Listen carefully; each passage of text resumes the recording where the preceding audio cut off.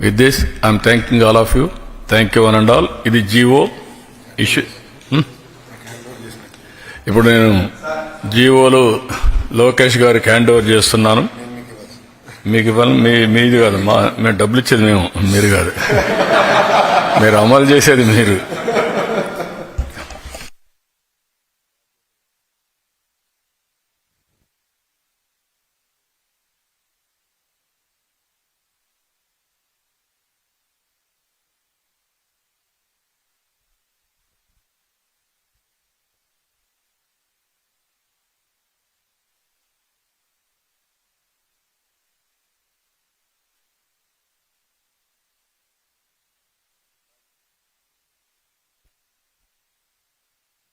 దీంతోనే అయిపోలేదు.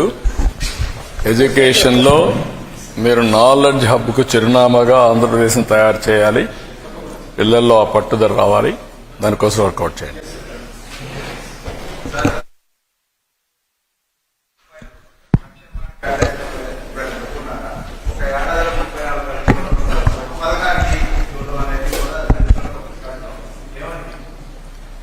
మీరు భారతదేశ చరిత్రలో మీరు ఒక్కసారి ఆలోచిస్తే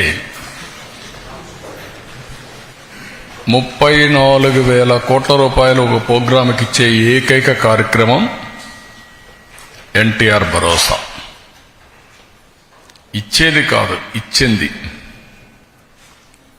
24-25కి 34,000 కోట్ల రూపాయలు ఇచ్చాం. నేను పెంచిన పింఛను ఏప్రిల్ నుంచి ఇస్తానని బకాయిలతో సహా ఏప్రిల్ నుంచి పింఛన్లు ఇచ్చి, ఈరోజు చరిత్రలో మీరు చూస్తే 3,000 నుంచి 4,000 ఒకేసారి పెంచాం. విడతలు కాదు, సంవత్సరం నేను పెంచుకుంటూ పోతాను కాదు, ఒకేసారి పెంచడం. 2, 500 రూపాయల నుంచి 3,000 రూపాయలు దివ్యాంగులకు చేశాను. 3,000 నుంచి 6,000 చేశాను. అంటే ఎన్ని రెట్లు? 12 రెట్లు. That is our commitment. Kidney patients, లేకపోతే కొంతమంది బాగా డిఫంక్ట్ అయిన వాళ్ళందరికీ 10,000 రూపాయలు నెలకు, సంవత్సరానికి 1,20,000 రూపాయలు. బెడ్కే పరిమితమైన వాళ్ళకి 15,000, అంటే 1,80,000 రూపాయలు ఆ ఫ్యామిలీకి ఇస్తున్నాం. ఇది నేను అడుగుతున్నా విజ్ఞులందరినీ. రాష్ట్రంలోని దేశంలో ఏ రాష్ట్రమైనా దరిదాపుల్లో ఉన్నారా? That is our commitment. There is no second thoughts. అందుకే ఒక సాటిస్ఫాక్షన్. పేరు కూడా పేదల సేవలో పెట్టి, ఎక్కడ కూడా అజాగ్రత్త లేకుండా మొదలు తారీఖున ఇంటింటికెళ్ళి వాళ్ళు ఎక్కడుంటే హాస్పిటల్లో ఉంటే హాస్పిటల్లో, నరేగా పనులు చేసుకుంటే అక్కడ, బంధువులింట్లో వీళ్ళకి ఇవ్వడం, ఏదన్నా ఓల్డేజ్ హోమ్లో ఉంటే అక్కడ కూడా తీసుకుపోవడం. అంటే ఎక్కడ ఉంటే అక్కడ తీసుకుపోయి డబ్బులు ఇవ్వడం అనేది. ఒకప్పుడు అన్నారు మా దగ్గర వాలంటీర్లు ఉన్నారు, అది లేకపోతే కాదని. ఎలక్షన్ ముందు మనం విన్యాసాలు చూసాం. ఈరోజు సుజావుగా ఎక్కడ డిస్టర్బెన్స్ లేకుండా టెక్నాలజీ ఆడిటింగ్ చేసి మళ్ళా IVRS పంపించి సాటిస్ఫాక్షన్ 85 నుంచి 90%. ఒకరిద్దరు డబ్బులు తీసుకున్న వైఎస్ఆర్ కాంగ్రెస్ పార్టీ ఓట్లో లేకుంటే ఇంకోటి ఉండొచ్చు, కానీ అట్మోస్ట్ సిన్సియర్గా వాళ్ళు హ్యాండ్ ఓవర్ చేసి, వాళ్ళకి ఇచ్చిన డబ్బులు కూడా మర్యాదపూర్వకంగా దానికి కూడా తెప్పిస్తున్నాం. ఏదో డబ్బులు ఇస్తున్నామని వాళ్ళని తక్కువ చూడొద్దండి, గౌరవప్రదంగా ఇవ్వాలి అనేది కూడా చేసే పరిస్థితికి వచ్చాం. That is our commitment. ముందు రోజు ఇస్తున్నాం. సెలవు అయితే 1 డే ముందు. ఎప్పుడో జరిగాయండి ఇవన్నీ. That is our commitment. ఆ కమిట్మెంట్ నెరవేరుస్తున్నాం. మీరు చెప్పినట్టు ఒక ప్రోగ్రాంలో ఒక రోజు 10,000 కోట్లు, 67 లక్షల మంది పిల్లలకి. అయితే ఈ డబ్బులు కూడా మనం ఇచ్చేది ప్రజలు కూడా ఆలోచించుకోవాల్సిన అవసరం ఉంది.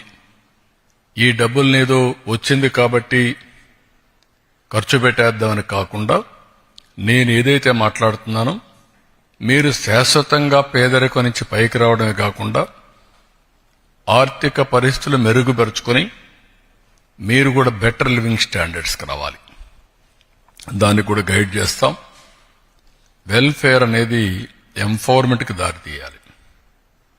అంతేగాని వెల్ఫేర్ అనేది ఎప్పటికీ ఆధారపడే పరిస్థితి రాకూడదు. అలాంటి దానికోసం శ్రీకారం చుడతాం. Will work it out how to guide them.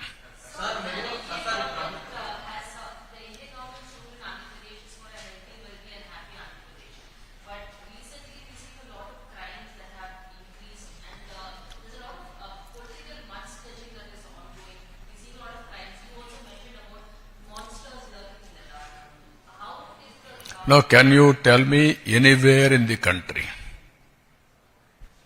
any political party is having this type of background?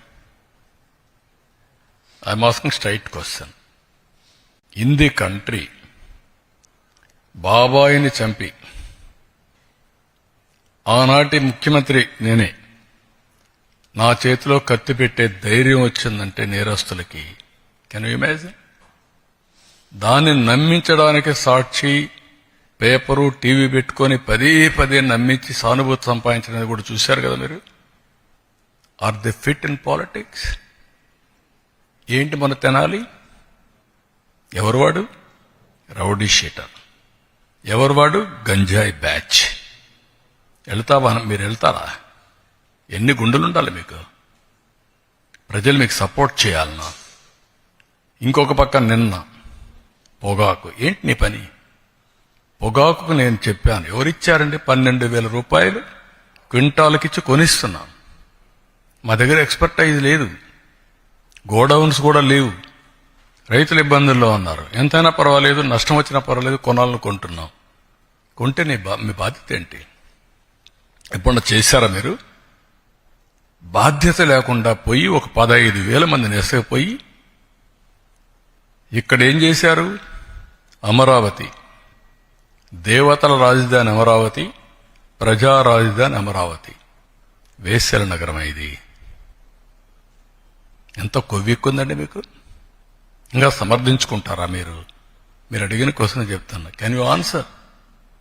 ఇలాంటి వాళ్ళని మీరేం చేస్తున్నారు? మీడియా. మీ ఇంట్లో ఆడబిడ్డలు లేరా? మీకు తల్లి లేదా? కూతుర్లు లేరా? మీ భార్యలు లేరా? What are you talking? మనకు బ్లడ్ బాయిలింగ్ కాలేదా? ఇలాంటి వాళ్ళు నిన్న దాన్ని డైవర్ట్ చేయడానికి పోయి గొడవ చేస్తారా మీరు? ఈ ఇష్యూను డైవర్ట్ చేయాలా? దీనికి ఏం చేయాలి? ఒక చిన్న గీత ఉంటే ఇంకొక పెద్ద గీత గీయాలి. అంటే పోయి 15,000 మందిని పెట్టుకొని రౌడీజం చేస్తారా? అంటే మీ ఉద్దేశం ఏంటి?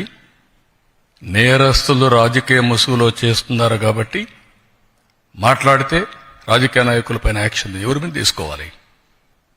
రాష్ట్రానికి లా అండ్ ఆర్డర్ ఎవరు క్రియేట్ చేసినా బీ కేర్ఫుల్. హెచ్చరిస్తున్నా. నేనెప్పుడు భయపడలా. తీవ్రవాదులపైన పోరాడినప్పుడు కానీ, ముఠా నాయకులపైన పోరాడినప్పుడు కానీ, కమ్యూనల్ వైలెన్స్ ని అణిచివేసినప్పుడు కానీ ఒకటే ధ్యేయం, public safety. Public safety, no compromise. ఈ విషయం గుర్తుపెట్టుకోవాల్సిందిగా ప్రతి ఒక్కరిని హెచ్చరిస్తున్నా. గట్టిగా కూడా చెప్తున్నా. ఎన్నోసార్లు చెప్పా, చేసి చూపిస్తా.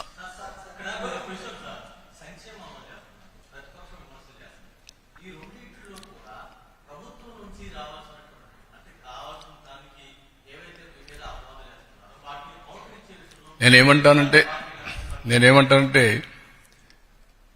లాజిక్ లేని వాళ్ళు, కనీసం ఒక పద్ధతి లేకుండా విమర్శిస్తే దానికి మీనింగ్లెస్. నేను అడుగుతున్నా సమాధానం. నేను 4 పిల్లలకి ఇస్తున్నాను కదా, మీకంటే 3-4 వేల కోట్లు ఎక్కువ ఇస్తున్నాను కదా, 12,000 కోట్ల రూపాయలు ఎక్కువ ఇచ్చాను కదా ఒక ఎన్టీఆర్ భరోసాలో. అన్నా క్యాంటీన్లు పెట్టాం కదా, 6,500 కోట్లు అదనంగా నేను రైతుకు ఇస్తున్నాను కదా. అదే సమయంలో 90% డ్రిప్ ఇరిగేషన్ ఇచ్చాను కదా. అదే సమయంలో ఎక్కడ ఎంఎస్పి ప్రాబ్లం ఉంటే అక్కడ కొంటున్నాం కదా, కోకో కొన్నాం కదా, మ్యాంగోకు 4 రూపాయలు కేజీకి ఇస్తున్నాం కదా, పొగాకు కొన్నాం.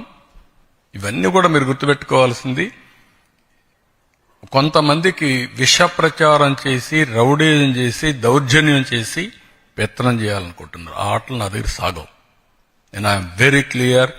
మళ్లీ చెప్తున్నా, మీ ద్వారా ప్రజలకు కూడా చెప్తున్నా, ఇంతవరకు నా మంచితనాన్ని చూశారు.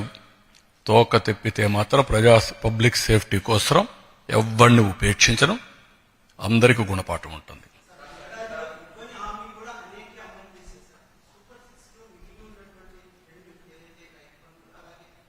రైతు బంధుని చెప్తాను. అందుకే రైతు ఇచ్చేది అన్నదాత సుఖీభవ 20వ తారీఖున గవర్నమెంట్ ఆఫ్ ఇండియా ఇస్తారు. ఫస్ట్ ఇన్స్టాల్మెంట్ మేము కూడా ఆ రోజు ఇస్తున్నాం. రేపు ఈ నెలే. రెండోది ఆగస్టు 15న ఆర్టీసీ ఉచిత ప్రయాణ సౌకర్యం కూడా ఉంటుంది. ప్రిపరేషన్స్ అవుతున్నాయి. ఆ రోజు లాంచ్ చేస్తున్నాం. ఆడబిడ్డనిది P4కి లింక్ చేశాం. ఉద్యోగాలు పెద్ద ఎత్తున ప్రయత్నం చేస్తున్నాం. స్కిల్ డెవలప్మెంట్ గా నిరుద్యోగులుంది లింక్ చేస్తాం. కాబట్టి 6 సూపర్ 6 అయిపోయినాయి. గుర్తుపెట్టుకోండి. ఇంకెవడన్నా సూపర్ 6 మాట్లాడితే అతనికి నాలుక మందం తప్ప ఇంకోటి కాదు.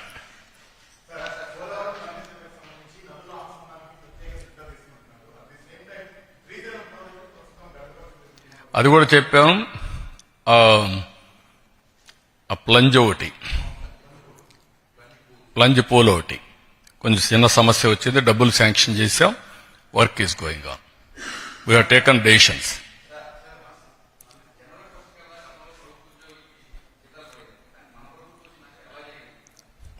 నేను ఒకటి కాదు, మీరు గుర్తుపెట్టుకోవాల్సింది, ఇబ్బందులు చాలా ఉన్నాయి. దిగమింగి అనునిత్యం రోజుకు 1 గంట అయినా నేను ఫైనాన్స్ లో కూర్చొని మాట్లాడుకుంటున్నాం. ఏ విధంగా చేయాలని అన్ని ఆలోచిస్తున్నాం. అది కూడా ఒక రైట్ టైంలో మీతో మాట్లాడతాను. ఒక 11 సీట్లతో బుద్ధి చెప్పిన తర్వాత కూడా బుద్ధి మారకుండా ఏ విధంగా వీళ్ళు అడ్డపడుతున్నారో రైట్ టైంలో I will place before you with documentary evidence. అది ప్రజాద్రోహం. నేను ఆస్తులు తాకట్టు పెట్టడంలా, మద్యం ఆదాయాన్ని తాకట్టు పెట్టడంలా, కానీ ఒక క్రెడిబిలిటీతో ఎక్కడ కూడా సంక్షేమం ఆగకూడదు. అభివృద్ధి ఆగితే ఆదాయం తగ్గిపోతుంది. 2 బ్యాలెన్స్ చేయడానికి సమాంతరంగా తీసుకుపోతున్నా. దాని మీద ఎన్ని ఆటలాడాలన్నీ ఆడుతున్నారు. రైట్ టైంలో మీకు చెప్తున్నా. ఈరోజు అందుకనే జీతాలే కాకుండా పెన్షన్లు కూడా రైట్ టైంలో ఇస్తూ అందరినీ ఎక్కడికక్కడ చెప్పిన హామీలు ఎవరికి ఇబ్బంది లేకుండా చేస్తున్నాం. ఈవెన్ ఇన్ఫ్లేషన్ కూడా మనది లోయెస్ట్. మీరు ఆ విషయం కూడా గుర్తుపెట్టుకోవాలి. Thank you.